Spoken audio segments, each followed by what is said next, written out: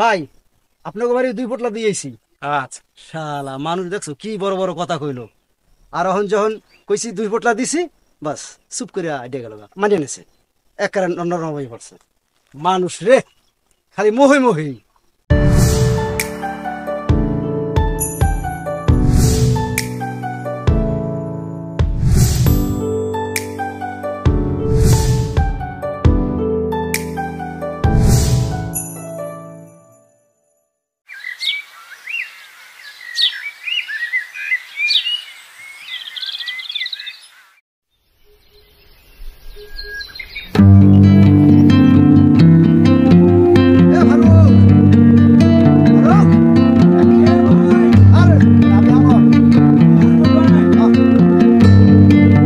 আসসালামু আলাইকুম। ওয়ালাইকুম আসসালাম। এই যে কোরবানি গোস্ত, আচ্ছা আচ্ছা আচ্ছা, ঠিক আছে? ঠিক আছে ভাই। তা আপনি নিজেই লয়ে পারিছেন? ওরে ভাই হাদিসে আছে কোরবানি দিলে গোস্ত বাড়িতে বাড়িতে পুষাই দেওয়ার নিয়ম। যে তুমি যাই আমার বাড়ি টানবা, ওই নিয়ম কিন্তু না। নিয়ম আপনি হলো যে কষ্ট কোরবানি করে দিলে। আইলেন, না এটা কোনো কইলেই তো আমি নিজেই যাইতাম। থাক। ঠিক আছে ভাই। গোস্ত খাই মজা পাইবা। গরুটা লইছিলাম কত দিয়ে লইছিলেন ভাই? 1.5 লাখ। আচ্ছা, 1.5 লাখ টাকা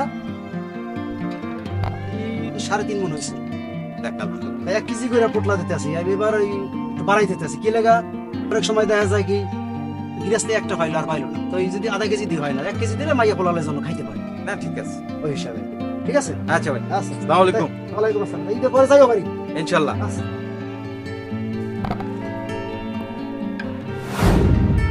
আসেন।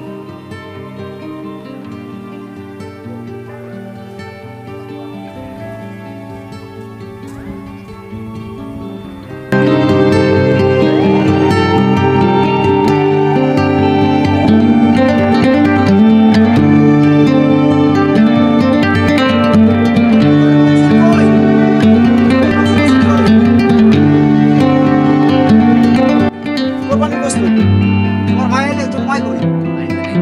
ও তোমার ভাইরে কই যে আমার কাকে দিয়ে গেছে।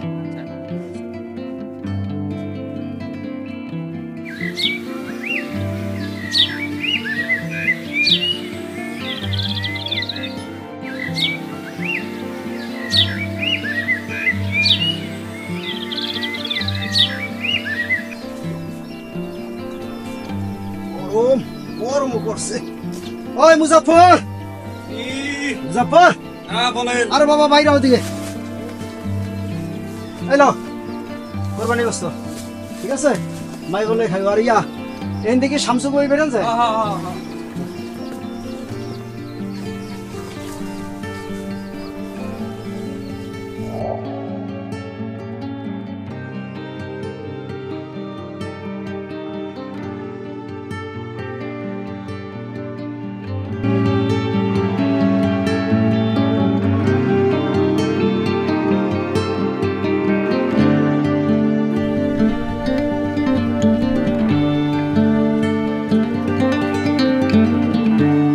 আসসালামু আলাইকুম কাকা। ওয়ালাইকুম আসসালাম।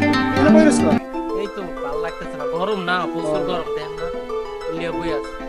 কই যাইতেছেন চাচা? যাইতেছি যে কোরবানি দিছি না, হ্যাঁ। ওই গোস্ত আর কি বিলাইতে যাইতেছি। আর কি করবো দিলাই কি বুঝে।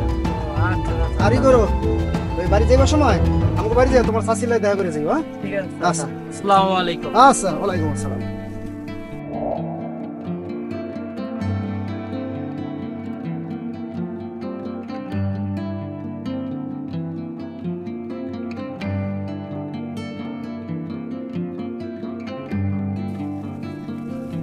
আসসালামু আলাইকুম। ওয়ালাইকুম আসসালাম। কই থেকে আসলেন?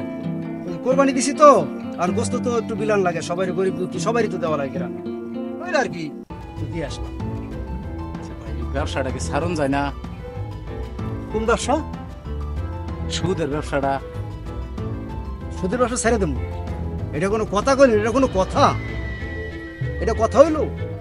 সুদের ব্যবসা চালানো যায়? এটা তো সমাজ মাইনে নেছে। ঘুষ ছাড়া চাকরি হয় না, ঘুষ ছাড়া চাকরি কেউ নেয়ও না। ঠিক আছে, এই যে সুদ ঘুষ এটা তো সমাজ মানিয়ে নেছে। ওই যে নিষেধ নিষেধ তো মুখে বলে, বুঝছেন, অন্তর দিয়া না। আচ্ছা, 1.5 লাখ টাকা দিয়ে গরু কিনছি, 3 থেকে 3.5 মন গোস্ত হয়েছে, 1 কেজি করে পোটলা করছি, 25টা বাড়িতে দিয়েছি।